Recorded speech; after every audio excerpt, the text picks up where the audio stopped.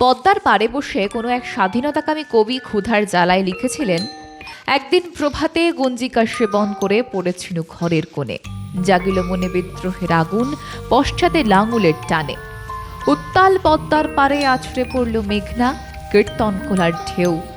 আচমকা দেখি রাজপথ কাঁপে, জলাতঙ্ক রোগগ্রস্ত সারমেয়র স্বরে।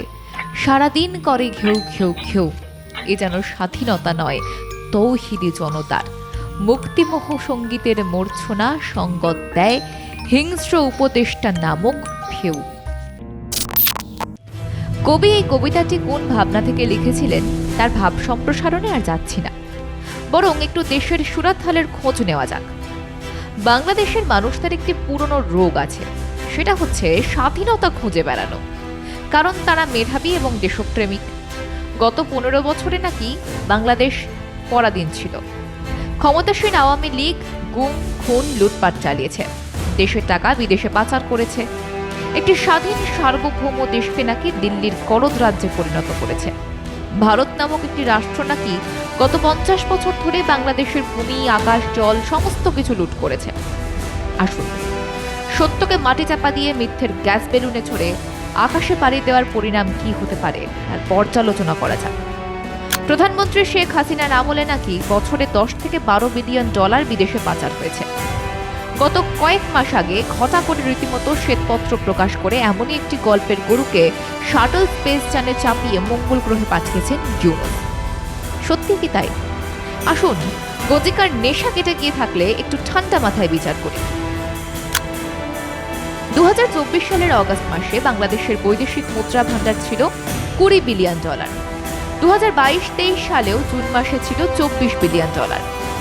অর্থাৎ পাচার হওয়া 10 বিলিয়ন ডলার যোগ করলে দাঁড়ায় 2024 সালে অগাস্টে থাকার কথা ছিল 30 বিলিয়ন ডলার। 2024 সালে 5ই অগাস্ট বাংলাদেশে নতুন করে স্বাধীনতা এসেছে।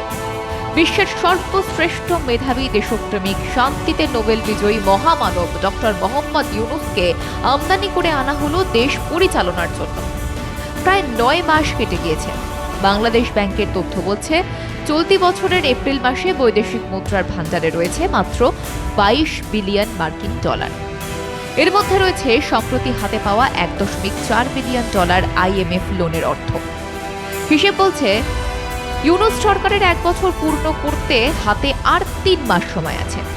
এখন প্রশ্ন, গত 9 মাসে তো আর বিদেশে অর্থ পাচার হয়নি, তাহলে কমপক্ষে 8 বিলিয়ন মার্কিন ডলারের বৈদেশিক মুদ্রা ভান্ডার বাড়ল না কেন? তাহলে কি ইউনুস দোসর দেবপ্রিয় ভট্টাচার্যের নেতৃত্বে প্রকাশ করা শ্বেতপত্রেরই কোনো গরমিল ছিল, স্রেফ একটা অপপ্রচারকে আন্তর্জাতিক স্তরে বাজারজাত করার জন্য? 8ই অগস্ট 2024 বাংলাদেশের অন্তর্বর্তীকালীন সরকারের প্রধান উপদেষ্টা হিসেবে দায়িত্ব গ্রহণ করেন ডক্টর মোহাম্মদ ইউনুস। দেশের বিভিন্ন পেশার ব্যক্তিদের দায়িত্ব দেওয়া হয় বিভিন্ন মন্ত্রকের। ছাত্র আন্দোলন থেকে উঠে আসা 3 নেতা মাহফুজ আলম, আসিফ মাহমুদ এবং নাহিদ ইসলামও বিভিন্ন মন্ত্রকের দায়িত্ব পেয়েছেন। অনেকের আশা ছিল এবার হয়তো দেশটা ঠিক পথে চলবে, দুর্নীতি কমবে, আইন শৃঙ্খলা পরিস্থিতি ঠিক হবে, জিনিসপত্রের দাম কমবে, দেশে বিনিয়োগ আসবে, কর্মসংস্থান বাড়বে। কিন্তু হয়েছে ঠিক তার উল্টো। কুখ্যাত সন্ত্রাসী, জঙ্গি নেতা, খুনি, ডাকাত, চোরেরা জামিনে মুক্ত হয়েছে। পাড়া থেকে গলিতে বেড়েছে চাঁদাবাজি। পোশাক খাত সহ নানাবিধ শিল্প কারখানা বন্ধের মুখে। শ্রমিকদের মাস মাইনে বকেয়া পড়ে রয়েছে মাসের পর মাস। ভারত, সৌদি, থাইল্যান্ড, ভিয়েতনাম সহ একাধিক দেশ বাংলাদেশিদের ভিসা দেওয়া বন্ধ করেছে। ফলে অনেকেই বাইরেও কাজ করতে যেতে পারছেন না। পরিস্থিতি দিন দিন জাহান্নামে পরিণত হচ্ছে। দেশের এই পরিস্থিতিতে একমাত্র একটা শ্রেণীর মানুষেরাই মহানন্দে রয়েছে, আর তারা হলেন উপদেষ্টারা। মাত্র 9 মাসেই দুর্নীতির অভিযোগ উঠতে শুরু করেছে একাধিক উপদেষ্টাদের বিরুদ্ধে। আসুন, সেই সময়ই উপদেষ্টাদের একটু চিনে নেওয়া যাক। তালিকার সর্বপ্রথম রয়েছেন পল্লী উন্নয়ন ও সমবায় মন্ত্রণালয়ের উপদেষ্টা আসিফ মাহমুদ সজীব ভুঁইয়া। আসিফের বাবা বিল্লাল হোসেন, তিনি পেশায় একজন শিক্ষক। সম্প্রতি দেখা গিয়েছে চলতি বছরের 16ই মার্চ কুমিল্লার স্থানীয় সরকার প্রকৌশল অধিদপ্তর থেকে ঠিকাদারির লাইসেন্স করিয়েছেন তিনি। উদ্দেশ্য কি ছিল? পুত্রের সৌজন্যে সরকারি ঠিকাদারি টেন্ডার নিয়ে বিপুল পরিমাণ অর্থ উপার্জন করা। বিষয়টি প্রকাশ্যে আসার পরেই আসিফ ফেসবুকে স্ট্যাটাস দিয়ে ক্ষমা চান এবং লাইসেন্স বাতিল করার কথা ঘোষণা করেন। 5ই আগস্ট শেখ হাসিনা দেশ ছাড়ার পরেই দেশ জুড়ে নৈরাজ্যের পরিস্থিতি তৈরি হয়। ভুয়ো মামলার পাহাড় জমতে থাকে, বাজারে গজিয়ে ওঠে মামলা ব্যবসায়ীরা, অর্থাৎ মামলা দেওয়া ও অর্থের বিনিময়ে মামলা তোলার ভুরি ভুরি অভিযোগ আসতে থাকে। সেই সময়ই অভিযোগের আঙুল উঠেছিল আইন উপদেষ্টা আসিফ নজরুলের বিরুদ্ধে। গত 22শে মে সেই একই অভিযোগ তুলল বৈষম্য বিরোধী ছাত্র আন্দোলনের অন্যতম মুখ সার্জিস আলম। তিনিও ফেসবুকে পোস্টে ইঙ্গিত দিয়েছেন, অর্থ আর রাজনৈতিক সুপারিশের জোরে অনেকে জামিন পাচ্ছেন, তাই আসিফ নজরুলের পদত্যাগ করা উচিত। শুধু তাই নয়, আসিফ নজরুলের নেতৃত্বে ও অন্যান্য উপদেষ্টার মিলিত উদ্যোগে অর্থাৎ বিনিময়ে 150 জনকে নাকি বেআইনিভাবে নিয়োগও দেওয়া হয়েছে। অভিযোগ আরও আছে, ইতিমধ্যে নাকি পুরো পরিবারকে বিদেশে চালান করেছেন আসিফ নজরুল। আমেরিকায় তাদের থাকার জন্য কেনা হয়েছে বাসগৃহ। এছাড়াও একাধিক উপদেষ্টা ও তথাকথিত ছাত্রনেতা নতুন গাড়ি কিনেছেন। অ্যাকাউন্টে দেখা যাচ্ছে বিপুল অঙ্কের টাকা।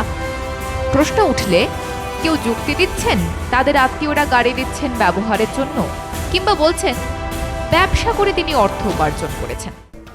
আমরা খুঁজতেছিলাম যে নুসরাত তাবাসসুম গুচি ব্র্যান্ডের ব্যাগ, লক্ষ লক্ষ টাকা দামের কোট স্যুট পরে বিদেশে যায় কিভাবে। আমরা খুঁজতেছিলাম, আজকে সেই খোঁজার পিছনে তথ্যটা বের হয়ে এসেছে, তারা এটা কিভাবে করে। আমরা আজকের এই প্রেস বিজ্ঞপ্তিতে কিছু দাবি উত্থাপন করব। আমরা একটু চলেন আমরা শুনি। আমজনতা দলের পক্ষ থেকে জানানো হচ্ছে যে আমরা গভীর উদ্বেগের সঙ্গে লক্ষ্য করছি যে ছাত্র উপদেষ্টা ও সমন্বয়কদের মাধ্যমে ওয়াসায় 150 জনের নিয়োগে চরম দুর্নীতি সংগঠিত হয়েছে। স্বচ্ছ ও ন্যায়সঙ্গত পদ্ধতিতে নিয়োগ না দিয়ে স্বজনপ্রীতি, ঘুষ এবং অবৈধ প্রভাব খাটিয়ে এই নিয়োগ সম্পূর্ণ করেছে উপদেষ্টা এবং সমন্বয়কবৃন্দ। গণমাধ্যমে প্রকাশ পেয়েছে এই কথাগুলো, যেখানে উপদেষ্টা আসিফ মাহমুদের পিএস মোয়াজ্জেম হোসেন এবং উপদেষ্টা নাহিদ এবং সমন্বয়ক নুসরাত তাবাসসুম, তৌহিদ, নাজমুলের নাম এসেছে। গত কয়েকদিনে দেখা গিয়েছে দুর্নীতির অভিযোগে অভিযুক্ত বেশ কয়েকজন উপদেষ্টার সহকারী, বিশেষ করে নাম জড়িয়েছে আসিফ মাহমুদ ও নূরজাহান বেগমের। আসিফের সাবেক সহকারী একান্ত সচিব মোয়াজ্জেম হোসেনের বিরুদ্ধে অভিযোগ 400 কোটি টাকা দুর্নীতি করেছেন তিনি। এই বিষয়ে স্বাস্থ্য উপদেষ্টা নূরজাহান বেগমের সাবেক ব্যক্তিগত কর্মকর্তা, ছাত্র প্রতিনিধি তুহিন ফারাবি, ব্যক্তিগত কর্মকর্তা ডক্টর মাহমুদুল হাসান ও জাতীয় নাগরিক পার্টির সাবেক যুগ্ম সদ্য সচিব ABM গাজী সালাউদ্দিন আহমেদ তানভীরকে জিজ্ঞাসাবাদ করে দুদক। মাত্র 9 মাস কেটেছে। এরই মধ্যে দুর্নীতির বড় জাল বিস্তার করছে উপদেষ্টা থেকে তথাকথিত ছাত্র নেতারা। আর ইউনূস, তিনি তো ক্ষমতায় আসার পরেই আইনি পথেই 666 কোটি করের টাকা মুকুব করিয়ে নিয়েছিলেন। এমনকি গ্রামীণ কল্যাণ ট্রাস্টকে যাতে আগামী 5 বছর কর দিতে না হয় তারও প্রজ্ঞাপন জারি করিয়ে নিয়েছেন। আমরা সবাই অবাক হয়ে রই, এক পকেটে কৌটো ভরা চুন, আর একটাতে কৌটো ভরা দই। এক জাদুর দেশে জাদু দেখায় রাজা, আমরা সবাই অবাক হয়ে রই। ব্যুরো রিপোর্ট, মাধ্যম।